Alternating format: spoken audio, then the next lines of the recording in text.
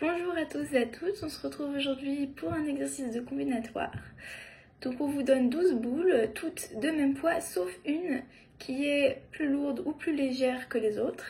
Et vous disposez également d'une balance à 2 plateaux. À chaque usage de la balance, vous pouvez mettre n'importe quel nombre de boules à gauche et exactement le même nombre à droite. Puis presser un bouton pour initier la mesure. Il y a 3 issues possibles, ou bien les poids sont égaux, ou bien les boules à gauche sont plus lourdes que celles de droite, ou bien elles sont plus légères.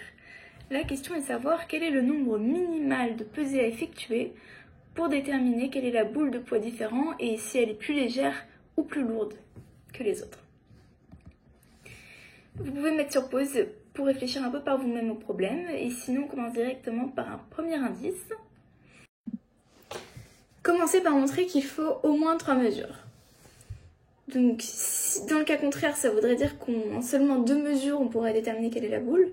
Or, en 2 mesures, on peut avoir donc 3 résultats pour la première mesure, et ensuite, pour chacun de ces résultats, encore 3 résultats pour celle d'après, ce qui nous fait 9 situations qu'on peut distinguer en 2 mesures. Or, initialement, on peut imaginer 24 situations possibles selon quelle est la boule, donc 12 fois 2 pour si elle est plus légère ou plus lourde.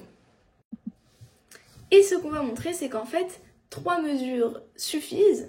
Et donc, je vous invite à chercher un peu aussi, mettre sur pause si vous le souhaitez.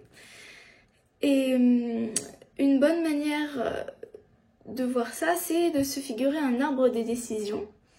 Donc, à chaque étage, vous avez une pesée et selon les résultats, ça vous crée des nouvelles branches. Et on voit qu'en 3 mesures, en principe, vous avez 27 résultats possibles. Donc, c'est plus que 24. Ça, c'est en principe. Après, il faut vraiment trouver concrètement si il y a une stratégie derrière. Et on voit qu'on a assez peu de manœuvres parce que si vous faites un processus tel que, par exemple, vous êtes sûr que votre boule est d'un des 2 côtés, alors on aura gauche différent de droite. Donc vous enlevez par exemple ici sur mon arbre toute la branche du milieu. Donc ça vous enlève d'un coup 6 possibilités, 6 résultats. Et vous n'avez plus que 18 résultats et ça ne permet pas de discriminer parmi les 24 situations. Donc il faut être subtil et chercher toujours à avoir le plus de possibilités. Donc comme je viens de le faire remarquer, pour la première mesure, on ne peut pas prendre 6 boules d'un côté et 6 boules de l'autre. Parce que sinon, ici vous enlevez 9 résultats, ça ne va plus.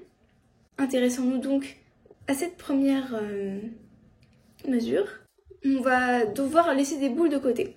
Si on ne laisse que 2 boules de côté, alors il n'y a que 4, si on sait que la boule est parmi ces 2-là, il n'y a que 4 résultats possibles.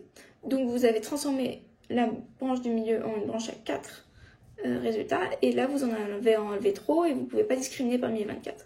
Donc il faut mettre plus que 2 boules, donc il faut mettre au moins 4 boules, puisque c'est un nombre pair. Et remarquez qu'en fait vous ne pouvez pas en laisser 6, parce que si vous en laissez 6, ça vous laisse ensuite, donc 6 fois 2, 12 possibilités, et en 2 mesures qui vous resteront, vous ne pourrez que avoir 9 résultats. Donc en fait, vous n'avez pas le choix. S'il existe une stratégie, forcément, à la première pesée, il faut laisser 4 boules de côté et comparer 4 avec 4. Supposons que les 2 groupes étaient de même poids, donc que notre boule se situe parmi les 4 dernières qu'on avait laissées de côté. Je les ai nommées ici A, B, C, X, et elles sont en jaune. Il nous reste donc 8 possibilités, puisqu'on ne sait toujours pas non plus si elle est plus légère ou plus lourde. Pour les mêmes raisons qu'au premier tour, on ne peut donc pas prendre toutes les boules de ce groupe-là. Il va falloir en laisser au moins une de côté. Donc c'est celle que j'ai appelée X. Comparons ABC avec 3 boules standards. Alors, si on a l'égalité des poids, ça voulait dire que la boule, en fait, c'est celle qu'on a laissée de côté, c'est X. Et en une mesure, on peut déterminer si elle est plus lourde ou plus légère. Si jamais, au contraire, on sait par exemple que ABC est plus léger que les 3 boules standards, ça veut dire que la boule particulière, elle fait partie de ABC et elle est plus légère qu'une boule standard. Donc on compare maintenant A et B. Si la boule est dans A ou B, on sait laquelle c'est. On sait déjà d'ailleurs qu'elle est plus légère. Et sinon, ça veut dire que c'était C. Bon, donc dans cette branche, on a éliminé une possibilité, puisque en fait, dans le cas où on avait deux égalités, on peut remarquer que ensuite, comme c'était C, on savait déjà que ça allait pas être une égalité. Et il nous reste encore à déterminer le cas où à l'issue de la première pesée, on avait gauche plus léger que droite, et par symétrie, comme on peut remplacer n'importe quelle mesure par l'opposé, on aura le même processus nous permettra de faire les mesures dans le cas inverse. Mais ce qu'on voit aussi, c'est que par cette même symétrie, si on enlève un résultat à droite, on enlève un résultat dans la branche de gauche. Donc on est à nouveau très serré et on va faire attention à avoir toujours la possibilité d'une égalité de poids, etc. Il nous faut au plus 3 boules potentielles à l'issue de la prochaine pesée, parce que à la dernière étape, si vous avez plus que 3 boules, on a vu, on ne peut pas distinguer. Donc ce qu'on fait, c'est que si j'appelle A, B, C, D les boules plus légères et X, Y, Z, W celles qui sont plus lourdes, vous pouvez vérifier qu'en prenant ABX d'un côté et YC et une boule standard de l'autre, on peut alors en 2 mesures déterminer exactement quelle était la situation. Je vous laisse mettre pour pause pour vérifier techniquement par vous-même si vous souhaitez. J'ai tout rédigé sur la slide.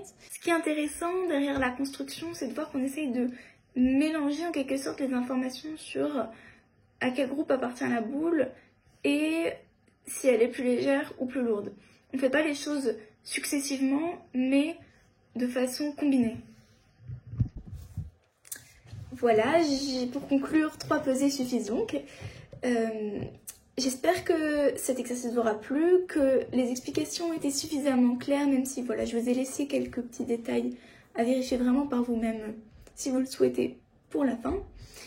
Les grandes idées à retenir, je pense que c'est d'une part d'exploiter les symétries, ce qui nous a permis quand même d'éviter d'envisager tous les cas, puisque certains étaient symétriques, et surtout de quantifier l'information, le nombre d'issues possibles à comparer au nombre de situations initiales. Derrière, c'est le même principe que le principe des tiroirs qui revient souvent en combinatoire.